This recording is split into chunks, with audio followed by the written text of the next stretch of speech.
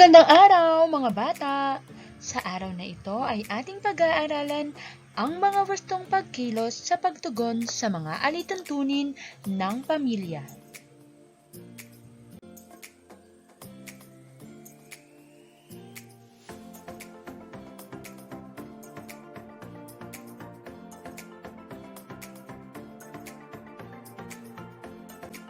Sa araling ito ay inyong matututunan ang mga wastong pagkilos sa pagtugon sa mga alituntunin ng pamilya.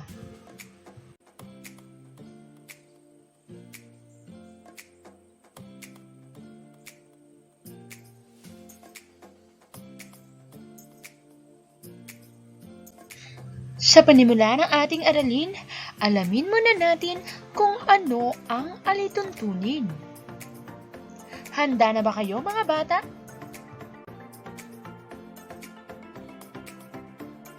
Alituntunin.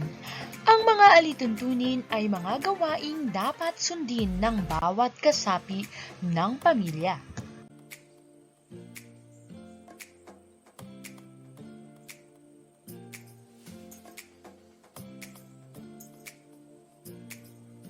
Ito ay upang magkaroon ng mabuting pag-uugnayan, kaligtasan at matugunan ang mga pangangailangan ng lahat ng kasapi ng pamilya.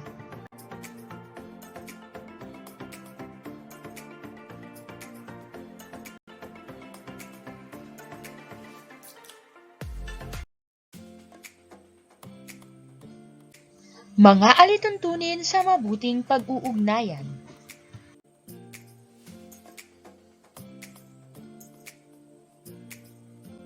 Igalang ang bawat kasapi ng pamilya.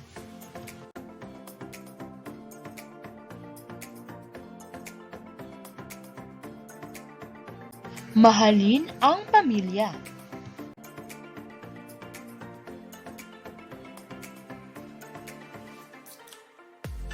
Iwasan ang alitan at pakikipag-away.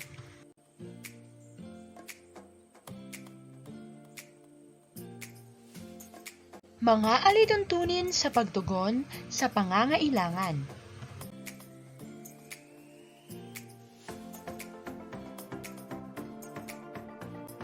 Magtipid ng tubig, kuryente at iba pang mga bagay.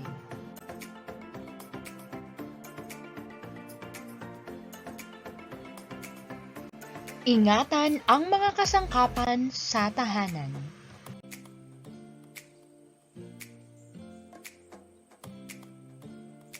Mga alituntunin sa kaligtasan.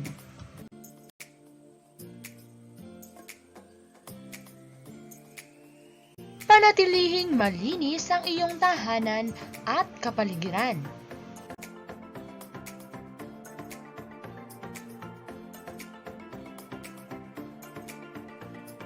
Laging gumawa ng tama at mabuti.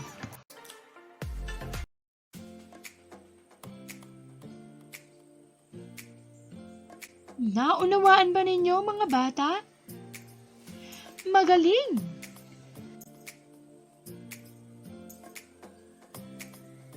Sanay tayo!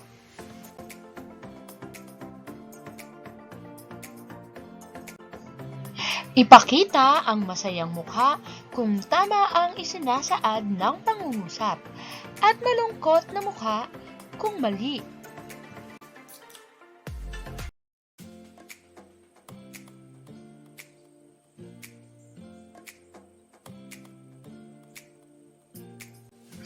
Hindi nagpapaalam si Rudy bago umalis ng bahay. Masaya o malungkot? Tama mga bata, malungkot na mukha.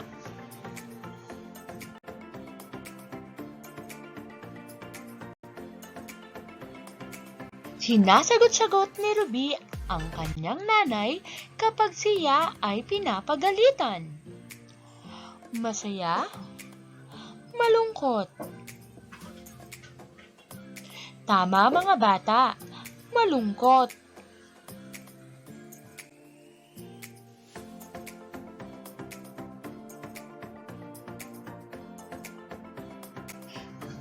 Nagdadabog si Cathy kapag inuutusan siya ng kaniyang nanay. Masaya o malungkot? Tama mga bata, malungkot.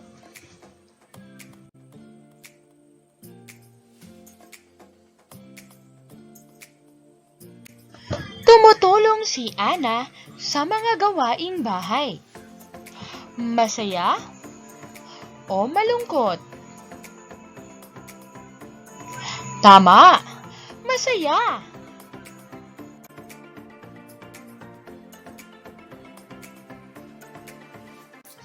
Iniligpit ni Lisa ang kanyang pinagkainan pagkatapos kumain. Masaya? Malungkot? Tama mga bata, masaya.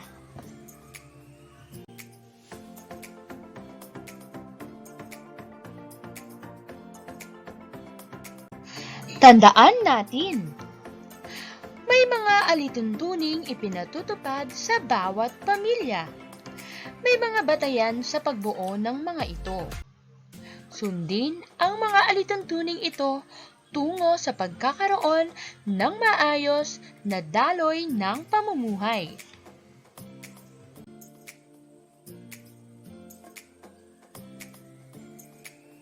Naunawaan ba ninyo mga bata? Magaling!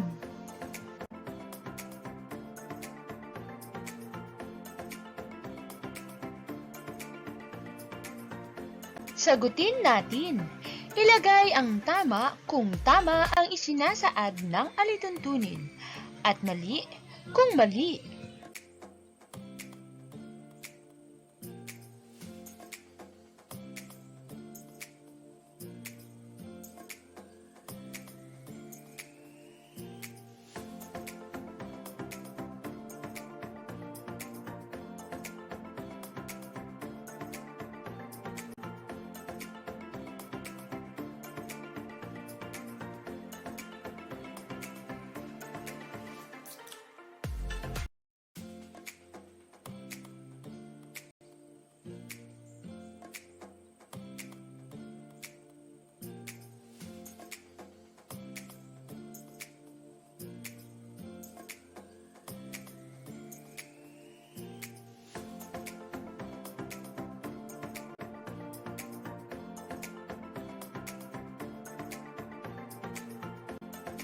Tamang sagot.